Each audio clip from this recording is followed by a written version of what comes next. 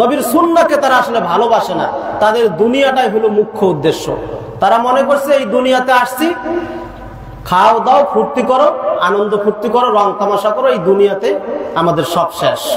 কিন্তু আল্লাহ তাই সেই কথাই বলেছেন, তাদের জন্যই দুনিয়ায় সবকিছু, আখিরাতে তাদের জন্য ইল্লান নার, আগুন ছাড়া কিছু নাই। সম্মানিত উপস্থিতি, আলোচনা আমার বেশি দীর্ঘায়িত যেহেতু করব না, আমার মূল আলোচনায় চলে যাই। বলছিলাম আল্লাহ সুবহানাহু ওয়া তাআলা বলছেন, বান্দা ছোট আমল করুক আর বড় আমল করুক, ক্ষুদ্র থেকে ক্ষুদ্র হোক, যে আমলই করুক, আল্লাহ বান্দার সে আমলটিকে নষ্ট করেন না, সেটা লিপিবদ্ধ করে রাখেন। বিশ্বনবী মুহাম্মদুর রাসূলুল্লাহ সাল্লাল্লাহু আলাইহি ওয়াসাল্লাম তিনিও বলেছেন, আমল চাই ছোট থেকে ছোট হোক, ক্ষুদ্র হোক না কেন, সেই আমলকে কখনো তুচ্ছ মনে করা যাবে না। আমল যতই ছোট হোক, লা তাহকিরান্না মিনাল মা'রুফি শাইআ, যদিও আমলটি ছোট হয়, নেকির কাজটি ক্ষুদ্র হয়, তবুও সেটাকে কখনো আপনার তুচ্ছ করা যাবে না।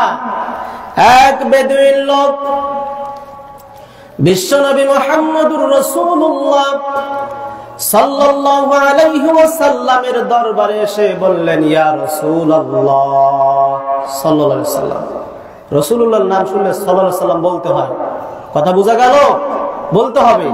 যেখানে আলহামদুলিল্লাহ, সুবহানাল্লাহ, যেখানে যা বলা লাগে সেখানে নিচ থেকে বলতে হবে। সব বক্তারা বলেন সুবহানাল্লাহ, সময় নষ্ট হয়, আছে না? নিচ থেকে বলতে হবে। বলবেন তো?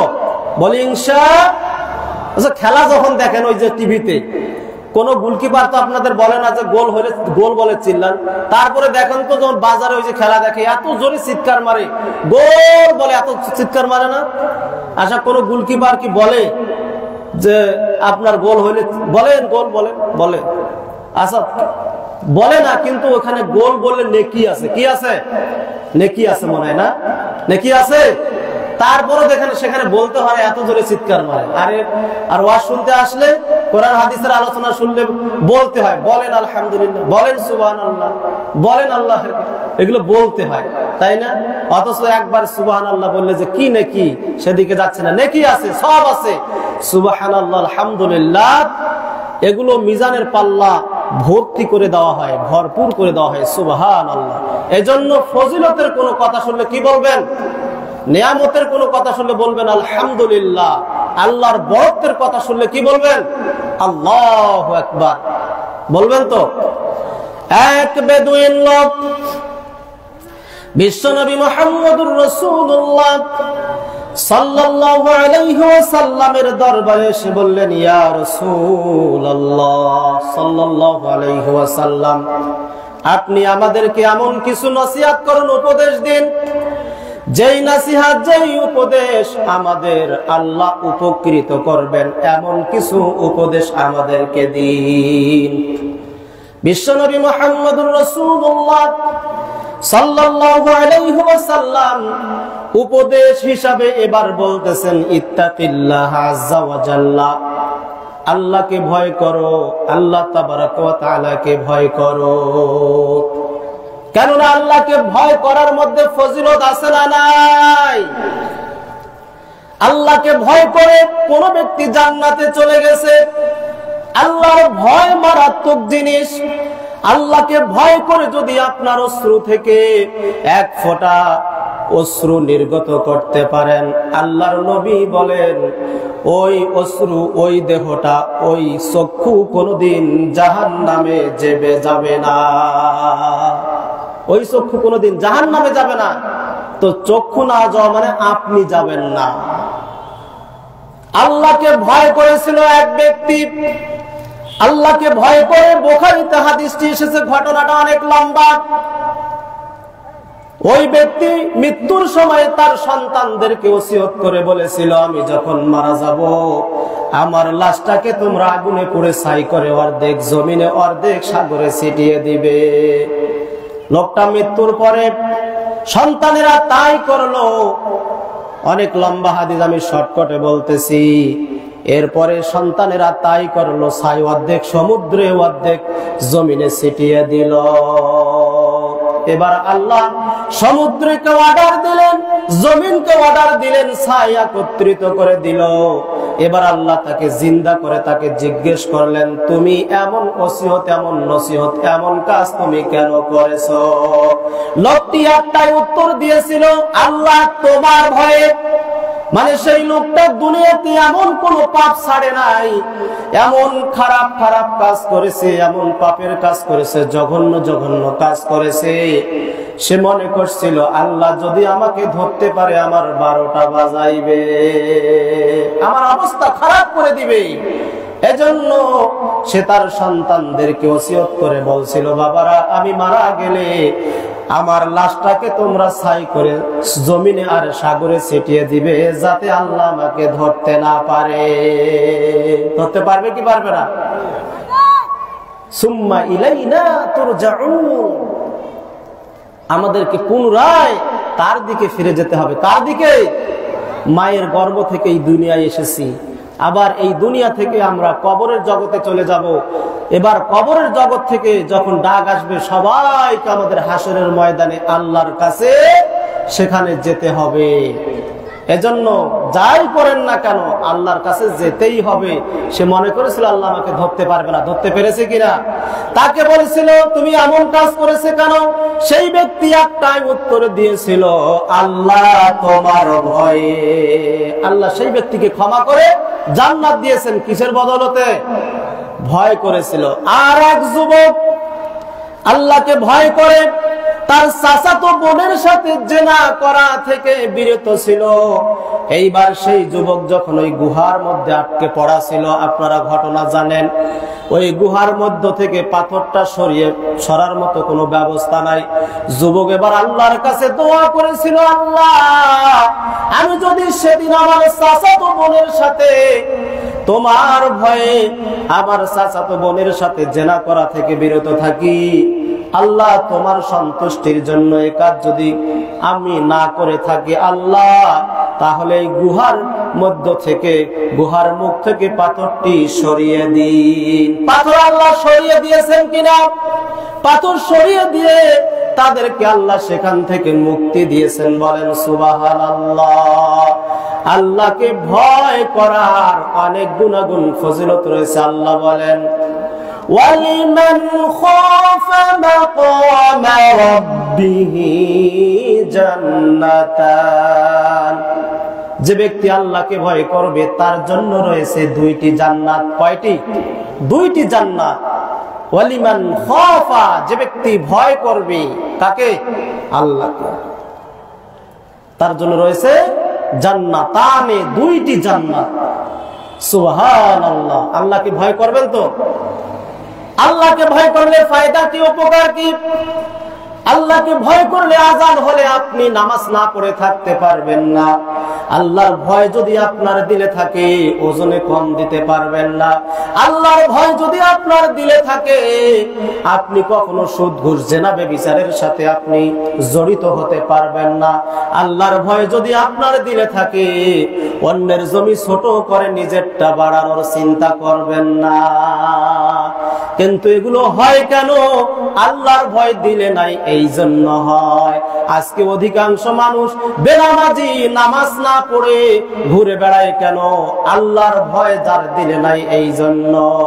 তার যদি ভয় থাকতো আমাকে মারা যেতে হবে, কবরে আমাকে দাফন করবে, যেই কবরের সামনে পিছনে ডানে বামে উপরে নিচে মাটি আর মাটি, মাটি ছাড়া কিছু নাই, আমাকে সেই কবরে আল্লাহর ওই কানা ফেরেশতা এমন শাস্তি দিবে, হাতুড়ি দিয়ে এক বাড়ি মারবে, জমিনের 70 গজ নিচে চলে যাবে। এই ভয় যদি তার থাকতো যে কবরে আমি যদি হালাল হারাম বিবেচনা করে না চলি, নামাজ না পড়ি, তাহলে ওই কবরে কানা ফেরেশতা আমাকে হাতুড়ি দিয়ে বাড়ি দিবে, আগুনের পোশাক পরে দিবে, আগুনের বিছানা করে দিবে, জাহান্নামের সাথে সুরং করে দিবে। এই ভয় যদি তার দিলে থাকতো এই দুনিয়াতে সে কোনোদিন অন্যায় করত না। করত? দাড়ি কোনোদিন কাটতো না, ছাড়তো না, কোনোদিন নেশাদার দ্রব্য পান করতো না, গাঞ্জা খেয়ে ঘুরে বেড়াতো না। করত? কিন্তু এগুলো করে কেন? আল্লাহর কি নাই? আল্লাহর ভয় নাই, কবরের চিন্তা নাই।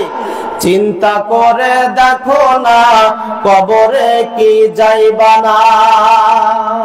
চিন্তা করা দরকার আছে না নাই? আজকে কি আমাদের সেই চিন্তা আছে সেই কবরে যাওয়ার?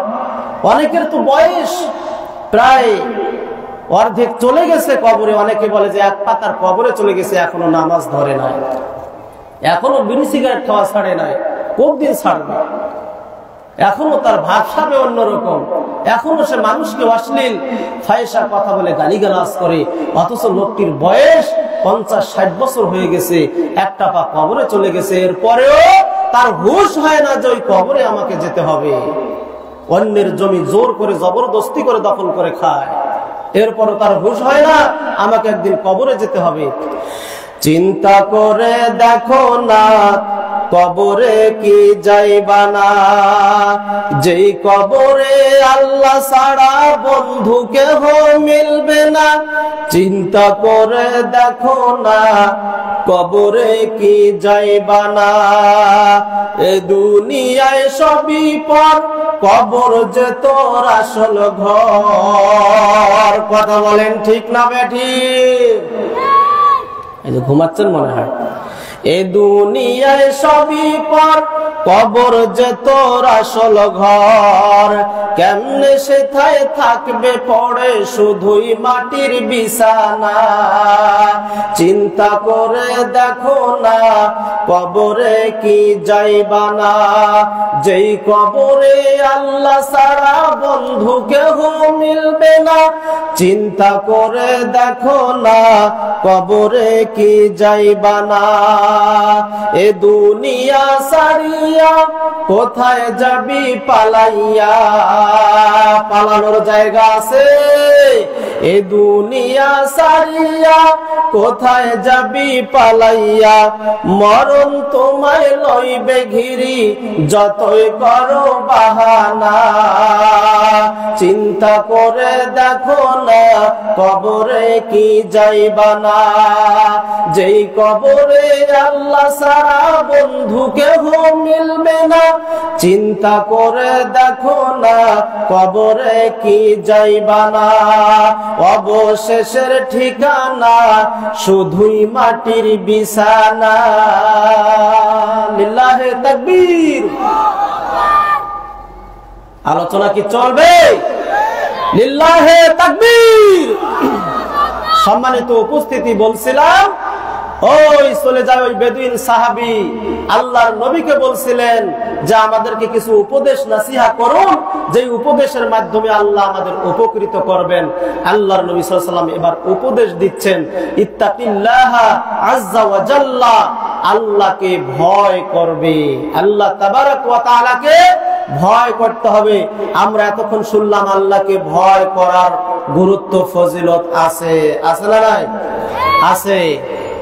এরপরে আল্লাহর নবী সাল্লাল্লাহু আলাইহি ওয়াসাল্লাম বললেন আল্লাহকে ভয় করবে। ওয়ালা তাহকিরান্না মিনাল মা'রুফি শাইআ। আর ছোট থেকে ছোট, ক্ষুদ্র থেকে ক্ষুদ্র আপনার কোন সৎ কাজকে কখনো তুচ্ছ মনে করবে না।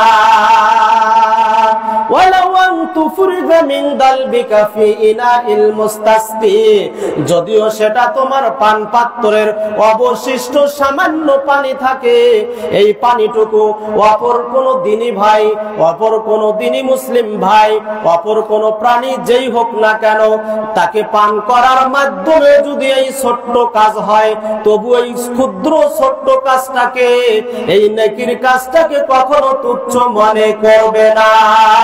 কেননা পানি কি জিনিস মরুভূমির মধ্যে গেলে টের পাওয়া যায় কি যায় না? মরুভূমির মধ্যে এরকম ঘটনা অনেক রয়েছে। আপনি মরুভূমির মধ্যে চলতেছেন, আপনি বোতলে একটু পানি নিয়েছেন, পানি নিয়ে এবার মরুভূমির মধ্যে আপনি পান করেছেন। পান করার পরে সামান্য একটুকু পানি বোতলের মধ্যে রয়ে গেছে। আপনি চিন্তা করতেছেন এই পানিটুকু আমি রেখে কি করবো, এটা ফেলে দেই? না না, এটা ফেলবেন না। এই পানিটুকু হয়তোবা কারো উপকারে আসতে পারে কি পারে না। হঠাৎ আপনি চলতেছেন, সামনে একজন আপনার কোনো প্রাণী হাঁপাচ্ছে পানির পিপাসায়, অথবা কোনো মানুষ আপনার পানির পিপাসায় হাঁপাচ্ছে, দেখা গেল আপনার ওই সামান্য পানিটুকু পান করার মাধ্যমে, ওই পানিটুকু পান করার কারণে আপনার তার প্রাণটা বেঁচে গেল। দয়ার নবী বিশ্ব নবী মুহাম্মদুর রাসূলুল্লাহ সাল্লাল্লাহু আলাইহি ওয়াসাল্লাম বলছেন, এই জন্য যে তোমরা ছোট থেকে ছোট, ক্ষুদ্র থেকে ক্ষুদ্র, এমনকি তোমাদের অবশিষ্ট পানপাত্রের সামান্য পানি, এই পানি অপর কাউকে পান করার মাধ্যমে এই নেকির কাজটা, ভালো কাজটাকেও কখনো ক্ষুদ্র মনে করবে না। এবার আসি কিছু আমলের কথা বলি, সময় বেশি আর হাতে নাই, ক্ষুদ্র ক্ষুদ্র কিছু আমলের কথা বলি। নাম্বার 1, নাম্বার কি? 1 নাম্বার বলি, রাসূলুল্লাহ সাল্লাল্লাহু